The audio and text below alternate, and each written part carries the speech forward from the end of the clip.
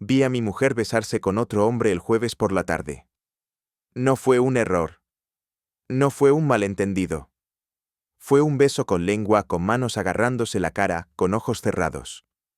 Un beso de los que solo das cuando te olvidas de todo lo demás. El lugar, el parking del centro comercial Costanera Center, segunda planta, zona de sombra.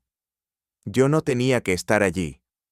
Me había salido del trabajo una hora antes porque el jefe tenía migraña y cerramos la oficina.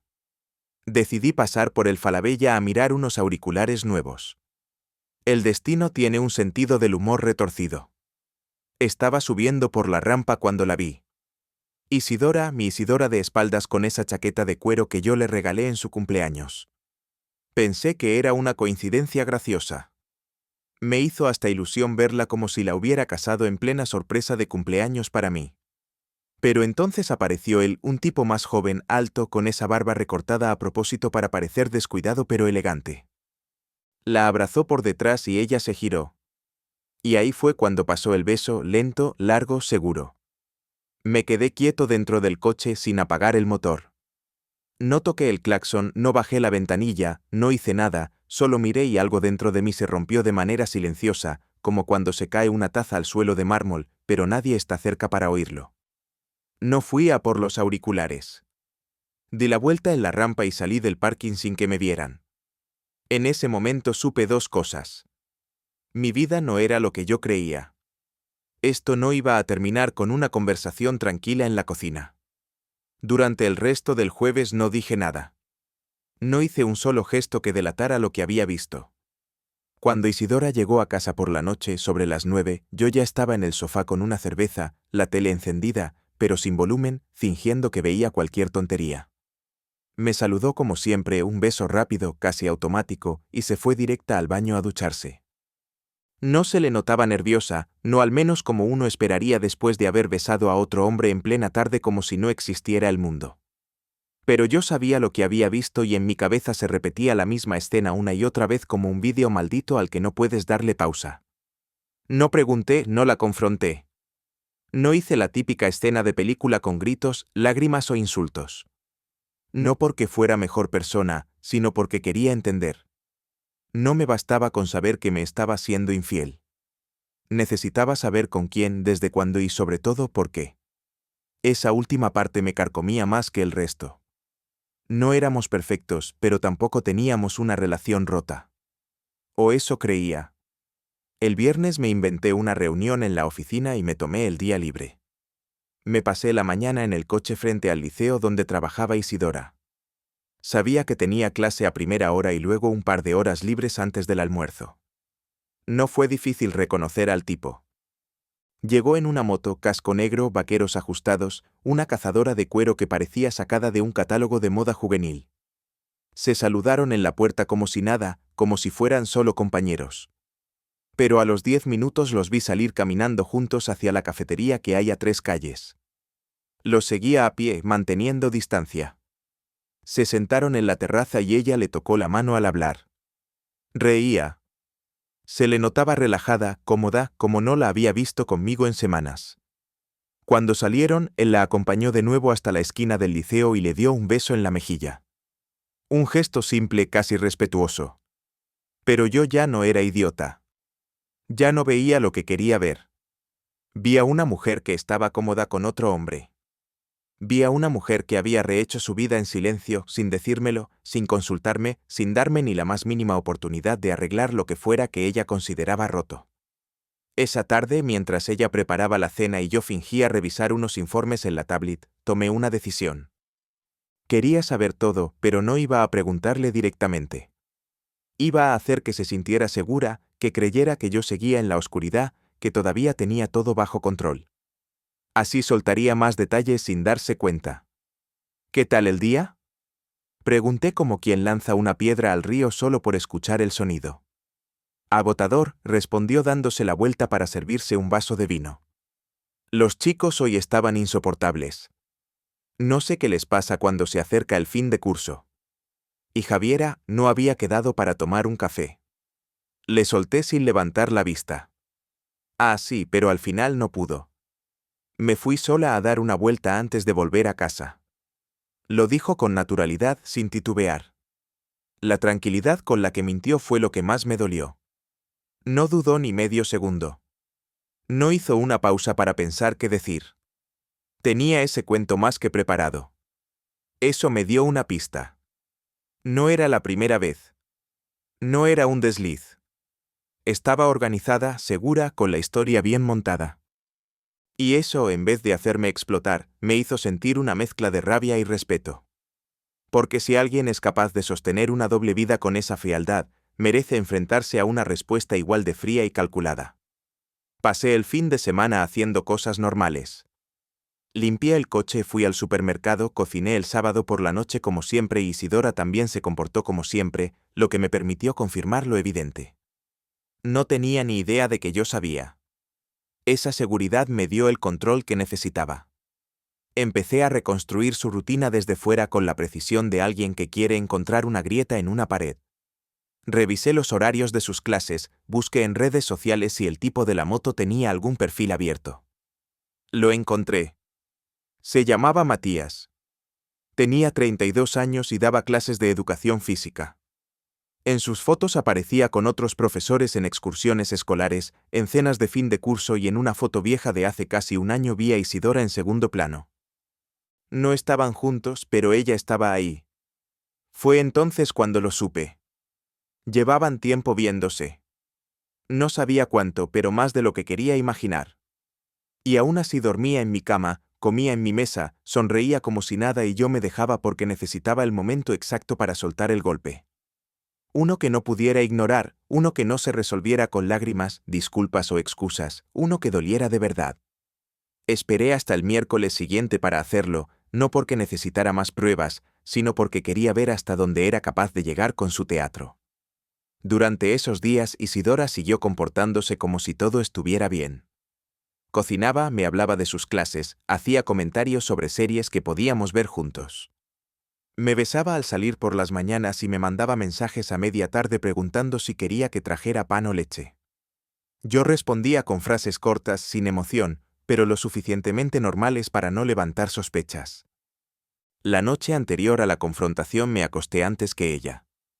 Fingí estar dormido cuando entró al dormitorio, se quitó los zapatos con cuidado, se metió en la cama sin decir palabra y en menos de 2 minutos ya estaba roncando.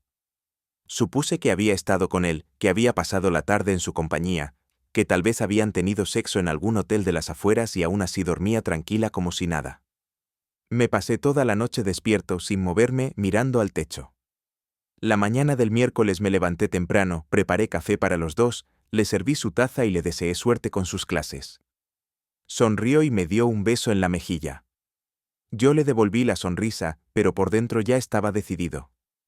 Esta noche íbamos a hablar, o mejor dicho, yo iba a hablar y ella iba a escuchar. Pasé todo el día repasando lo que iba a decir.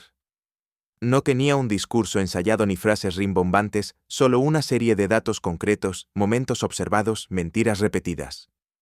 No quería gritar ni hacer un escándalo. Quería que lo entendiera todo de una sola vez, sin poder escaparse ni esconderse detrás de excusas vacías. Llevó a casa a las 7:30 como de costumbre. Yo ya había preparado algo ligero para cenar. Nos sentamos en la mesa y comimos casi en silencio. Ella comentó algo sobre una alumna problemática y yo asentí sin prestar atención. Cuando terminó su plato, se levantó para recogerlo y fue entonces cuando lo solté. ¿Quién es Matías? Isidora se detuvo en seco con el plato en la mano, como si no hubiera entendido la pregunta. Me miró un segundo y luego frunció el ceño. ¿Quién? No finjas, le dije sin levantar la voz. Matías, el profesor de educación física, el de la moto, el que besaste el jueves pasado en el parking del Costanera Center. Su cara se transformó por completo. Pasó de la sorpresa a la incomodidad, luego al miedo y finalmente a una especie de resignación. Dejó el plato en la encimera y se apoyó en la mesa, evitando mi mirada. No fue lo que parece, dijo con voz baja. ¿De verdad vas a decir eso?, respondí. Lo vi con mis propios ojos. Estaban solos. Nadie los estaba mirando. No había ninguna presión ni ninguna excusa. Se besaron como si estuvieran juntos desde hace años. Ella se sentó de nuevo en la silla, esta vez más despacio. Su rostro era una mezcla de vergüenza y derrota. No lloraba, no gritaba, no negaba, solo parecía cansada. Fue un error, uno solo, algo que no debería haber pasado. ¿Un error de cuántos meses? No lo sabes. No necesito saberlo. Con verte ese día me bastó. Y con ver cómo mentiste después, cómo me dijiste que habías estado con Javiera, cómo actuaste con total normalidad como si no pasara nada. Eso fue peor que el beso. No es una relación, dijo levantando un poco la voz. No estamos juntos. Fue un momento, un impulso. Entonces, dime cuánto hace que empezó. Dime si fue un solo beso o si también te lo has tirado en algún hotel. Dime si alguna vez pensaste en dejarme por él. No me digas que fue un impulso, porque yo te he visto con él más de una vez. Caminando por la calle como si fueran pareja, riéndose, tocándose. También era un impulso eso. Isidora se llevó las manos a la cara y se quedó así un rato. Yo no dije nada. Esperé. No quería hacerte daño, dijo al final. Ya lo hiciste. El daño ya está hecho. Lo único que quiero saber ahora es si me lo ibas a contar algún día o si pensabas seguir con esta farsa hasta que me diera igual. No lo sé, respondió. Me sentía sola. Me sentía desconectada de ti. Empezamos a hablar por casualidad y me hizo sentir viva. Me hizo sentir que alguien me escuchaba. ¿Yo qué era? ¿El que paga la hipoteca y friega los platos? No es eso. Entonces, ¿qué es? Es complicado. No, Isidora, no es complicado. Me engañaste. Se hizo el silencio. Un silencio largo, incómodo. Ella no tenía nada más que decir. Yo tampoco. Solo nos mirábamos dos desconocidos sentados en la misma mesa. En ese momento supe que ya no había nada que salvar. Y creo que ella también lo supo. Después de esa conversación no hablamos durante 3 días. Dormíamos en la misma cama, pero cada uno con su cuerpo bien pegado al borde, como si el centro fuera una zona prohibida. No había peleas, ni gritos, ni más explicaciones. Era como si nos hubiéramos resignado a una rutina muda con silencios que decían más que cualquier discusión. Pero dentro de mí no había resignación. Había una rabia fría, constante que me obligaba a mantener la calma solo para no regalarle una reacción que pudiera usar en mi contra.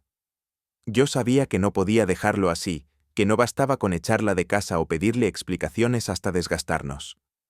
Necesitaba que sintiera algo más que remordimiento. Tenía que entender que no solo había roto la relación, había destrozado mi confianza, y eso merecía una respuesta que no olvidara jamás. Lo primero que hice fue cambiar la contraseña de nuestra cuenta bancaria común. Sabía que tenía unos ahorros guardados para las vacaciones de verano y también sabía que ella no había notado que yo los había duplicado en una cuenta a mi nombre el mes pasado cuando empecé a sospechar. No era una cantidad enorme, pero era suficiente para joderle sus planes si es que pensaba escaparse con el otro. Después pedí cita con un abogado, uno de esos tipos, que te hablan sin rodeos y te explican exactamente qué hacer para que el divorcio te salga lo menos doloroso posible. Le conté todo sin adornos, sin buscar lástima, y me dijo que lo tenía bastante claro. Si podía demostrar la infidelidad, el reparto de bienes se inclinaría a mi favor. No era mucho, pero era un inicio. Ese fin de semana, Isidora salió el sábado por la tarde. No me dijo a dónde iba y yo no pregunté. Lo único que hice fue esperar a que se fuera y seguirla en coche, manteniéndome a distancia. La vi aparcar cerca de un bar que está en una calle secundaria, de esos lugares donde nadie va a encontrarte si no te buscan. Matías ya estaba allí esperándola en una mesa en la esquina de la terraza. Se saludaron con un beso rápido, esta vez más discreto, y se sentaron a hablar como si nada. Yo no me acerqué, no quería arruinarlo, solo les tomé una foto con el móvil, una imagen clara, nítida, suficiente para el abogado. Pero lo que vino después fue aún mejor. El lunes siguiente fui al liceo sin decirle nada a Isidora y pedí hablar con la directora. Me presenté como el marido de una de sus profesoras y le mostré la foto. Le dije que había pruebas de una relación inapropiada entre dos miembros del personal, que entendía que era su vida privada, pero que esa situación estaba afectando mi matrimonio y necesitaba que quedara constancia. No fue necesario gritar ni montar una escena. La mujer se puso tensa de inmediato. Prometió que investigaría, que tomaría medidas. Me agradeció por acudir con pruebas. Me fui sin decir más, sabiendo que esa visita iba a removerle el suelo. Cuando Isidora volvió a casa esa noche, ya sabía algo. Se notaba en su forma de moverse, en cómo evitaba mirarme. No preguntó nada, no mencionó el trabajo. Cenamos en silencio y se fue a la cama antes que yo. El día siguiente fue aún más revelador. A media mañana me escribió un mensaje preguntando si yo había hablado con alguien de su trabajo. Le contesté con otra pregunta. ¿Te ha ido bien el día? No respondió. Mi siguiente paso fue más simple. Empecé a contarle la verdad a gente que nos conocía a ambos, amigos, familiares, incluso algunos compañeros de su trabajo con los que yo tenía contacto. No exageré nada, no inventé detalles, solo conté lo que vi, lo que escuché y lo que ella misma había admitido. Lo hice con calma, sin dramatismos, solo con la claridad de alguien que ya no tiene nada que perder. Las reacciones fueron variadas.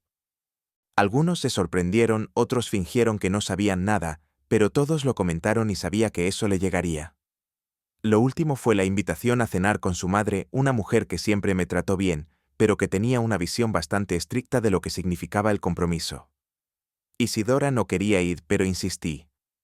Durante la cena, su madre preguntó directamente qué pasaba entre nosotros.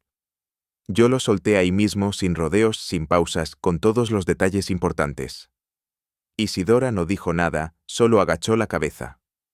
Su madre no reaccionó con furia, pero la decepción en su cara fue suficiente para dejar a Isidora sin palabras el resto de la noche.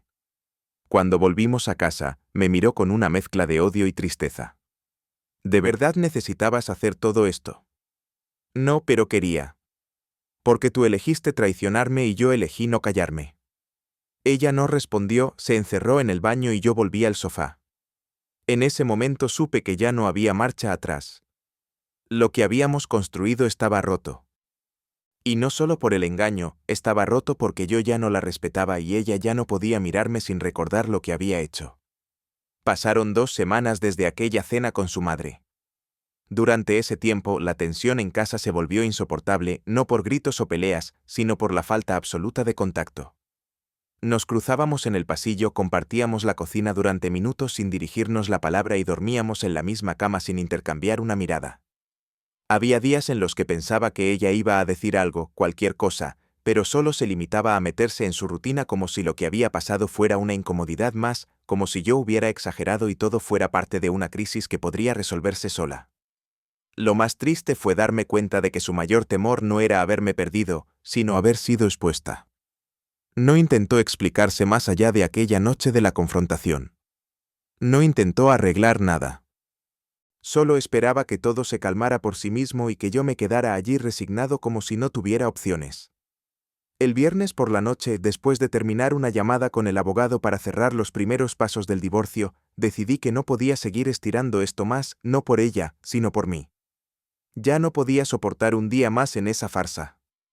Así que fui al dormitorio, me senté en el borde de la cama mientras ella fingía leer un libro y le dije que necesitábamos hablar. No levantó la vista de inmediato, pero supo que no era una frase más. Cerró el libro, lo dejó en la mesilla y se acomodó en la cama con las piernas cruzadas, como si se preparara para una charla incómoda que solo le interesaba terminar rápido. Ya lo he pensado todo, dije sin rodeos. Voy a presentar la demanda de divorcio el lunes. Tengo al abogado, tengo las pruebas y tengo todo listo para que sea rápido. No quiero más discusiones, no quiero explicaciones, solo quiero que lo firmes y cada uno siga con su vida. ¿No vamos a intentar arreglar nada?, preguntó y lo hizo con un tono tan frío que por un momento dudé si hablaba por compromiso o por algún interés que aún no había dicho. ¿Arreglar qué?, respondí sin darle espacio para jugar con las palabras. No estamos rotos por una discusión, ni por una crisis económica, ni por una diferencia de proyectos. Me mentiste, te acostaste con otro, ocultaste todo y después esperaste que yo hiciera como si no lo había visto. ¿Qué hay que arreglar después de eso? No me acosté con él, dijo, pero no con la convicción de alguien que quiere defenderse, sino con la apatía de quien sabe que ya no importa. Tampoco me importa. Aunque no te hayas acostado, lo deseaste, lo besaste, mentiste sobre tus salidas, sobre tus horarios, te encontrabas con él como si estuvieras soltera. No necesito un vídeo para saber lo que fue. Lo vi en tu forma de estar con él y no me importa si lo hiciste 1 o 10 veces. Lo que importa es que elegiste hacerlo sabiendo que yo estaba aquí en esta casa, confiando en ti. Ella no respondió. No hubo lágrimas, ni disculpas, ni súplicas. Solo bajó la mirada un segundo y luego volvió a levantarla como si esperara que dijera algo más. No es tan simple como lo ves, intentó justificar. Llevábamos meses mal, no hablábamos. No compartíamos nada. Me sentía sola. Él fue solo una distracción. No, no era solo una distracción, dije conteniendo el asco que me provocaba escucharla tratar de minimizarlo. Una distracción es mirar series en el móvil, salir a correr, tomar vino con una amiga. Lo tuyo fue una decisión. Lo buscaste, lo mantuviste, lo ocultaste. Y no solo eso, esperaste que yo me callara, que aceptara que ya no éramos pareja, pero que aún tenía que compartir cama, casa y vida contigo. ¿Sabes lo que más me jode? Que ni siquiera tuviste el valor de irte. Yo soy el que se va a encargar de todo. Yo soy el que tiene que recoger los pedazos. Tú solo ibas a seguir aquí haciendo como que no pasó nada. No quiero que esto termine así, dijo de pronto con un tono más bajo, casi derrotado. No te odio, solo me equivoqué. Yo tampoco te odio, respondí mirándola directamente. Pero eso no significa que quiera seguir con alguien que me trató como si no valiera nada, porque eso fue lo que hiciste. Me trataste como un mueble. Y eso no se arregla con disculpas ni con terapia de pareja. Lo único que quiero es recuperar mi vida y empezar de nuevo, lejos de esto. Ella asintió en silencio. No dijo que iba a firmar, pero no hizo falta. Supo que no tenía opción. Se quedó allí sentada sin llorar, sin discutir, sin hacer escándalo, como si finalmente entendiera que ya no había marcha atrás. Me levanté, cogí mi chaqueta del perchero y salí a caminar. No tenía destino, no tenía planes para esa noche, pero necesitaba estar lejos de esa casa. Cuando cerré la puerta detrás de mí, sentí algo distinto. No alivio, tampoco felicidad, solo una calma rara, como si por fin hubiera terminado un capítulo largo y oscuro. Volví a casa esa misma noche, cerca de las 2 de la madrugada. Caminé por las calles del barrio durante horas. Sin prisa, sin dirección fija, solo necesitaba estar fuera, alejarme de esa sensación densa que se había acumulado en el aire de nuestro piso desde que todo salió a la luz. Al entrar, la luz del pasillo estaba apagada. Ella ya estaba dormida o fingía estarlo, pero no me importó. Me metí en la habitación de invitados y cerré la puerta sin hacer ruido. Dormí poco pero suficiente. Al día siguiente, sábado, me levanté temprano y empecé a sacar mis cosas de los armarios sin esperar a que ella preguntara nada. No me ofreció ayuda, ni se levantó a verme hacer las maletas. Supuse que en el fondo sabía que cuanto menos dijera, más rápido terminaría todo. No hubo gritos, no hubo lágrimas, solo el ruido de una cremallera cerrándose y el de unas perchas vaciándose una por una. Me mudé ese mismo día a un apartamento que había reservado la semana anterior. No tenía muebles ni ropa suficiente para más de una semana, pero era mío y estaba en paz. Los primeros días fueron extraños. Me despertaba y tardaba unos segundos en recordar que ya no estaba en esa casa. Revisaba el móvil buscando mensajes suyos, no porque quisiera volver, sino por costumbre. Pero no llegó ninguno. Ni disculpas tardías ni intentos de arreglar lo imposible. Solo silencio que poco a poco se volvió una especie de confirmación de que la decisión había sido la correcta. No me llamó ni siquiera cuando le llegó la notificación de la demanda. Firmó sin rechistar, sin poner condiciones, sin pedir explicaciones. En el trabajo no conté mucho, solo a mi jefe y a 2 compañeros cercanos. No porque me diera vergüenza, sino porque sabía que nadie podía decir nada que sirviera. No necesitaba consuelo, necesitaba tiempo. Volví a mi rutina como pude. Empecé a correr por las mañanas, algo que no hacía desde los 20 y tantos, no por salud, sino para tener un motivo para levantarme más allá del trabajo. Fui cortando poco a poco los contactos con amigos en común y me centré en los que eran realmente míos. La mayoría entendieron. Algunos se quedaron a medio camino sin saber si podían seguir hablándome sin que ella se molestara. No les pedí que eligieran, pero tampoco hice esfuerzo por conservarlos. Los fines de semana al principio eran complicados. Me despertaba sin planes, sin nadie al lado, sin ninguna obligación. La libertad total al principio me pesaba porque no sabía qué hacer con ella. Pero con el tiempo empecé a disfrutarla. Empecé a comer donde quería, a ver las películas que me gustaban, sin tener que negociar el mando, a organizar mi espacio como me daba la gana. Empecé a recuperar partes de mí que había perdido en esa relación.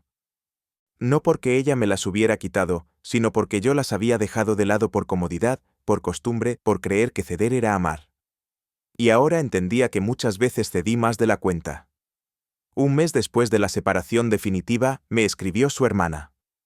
Solo un mensaje corto para decirme que lamentaba lo que había pasado y que aunque era su familia entendía mi reacción. Le agradecí el gesto, pero no seguí la conversación. No quería mantener ningún vínculo con ese pasado. Cerré todas las puertas posibles sin necesidad de hacer ruido. No por rencor, sino por respeto a mí mismo. No volví a saber de Matías. No supe si siguieron juntos o si él también se alejó cuando se dio cuenta de que no estaba jugando con una mujer soltera. No me interesaba saberlo. Lo único que me importaba era no cargar con el peso de esa traición más tiempo del necesario. La rabia que sentía al principio se fue disipando y lo que quedó fue algo más útil, claridad. Aprendí a ver con otros ojos lo que había vivido. Aprendí a no culparme por no haber visto las señales, porque muchas veces uno no ve lo que no quiere ver. Y también entendí que nadie está exento de que lo traicionen, por más atento, amoroso o presente que sea. Lo que más me dolió no fue la infidelidad, fue la indiferencia. Haber compartido años con alguien que fue capaz de mirar a otro mientras todavía dormía a mi lado. Pero incluso eso ya no dolía como al principio. Ahora era solo un dato, parte de una historia cerrada. Una historia que dolió, que me rompió, pero que también me obligó a despertar. Hoy, 3 meses después, puedo decir que no soy el mismo hombre. Soy más consciente de mis límites, de mi valor y sobre todo de lo que ya no estoy dispuesto a tolerar. No busco volver a enamorarme. No tengo prisa por llenar ese vacío. Prefiero estar solo antes que repetir esa historia. Y si algún día aparece alguien, será bajo mis propios términos, sin vender la idea de que el amor todo lo puede, porque el amor no basta si no hay respeto. Esta fue la historia de cómo descubrí que la persona en la que más confiaba era también la que más daño podía hacerme. Pero también fue el comienzo de una vida distinta, una vida sin mentiras, sin juegos, sin necesidad de mirar a otro lado. Una vida que por primera vez en mucho tiempo me pertenece por completo.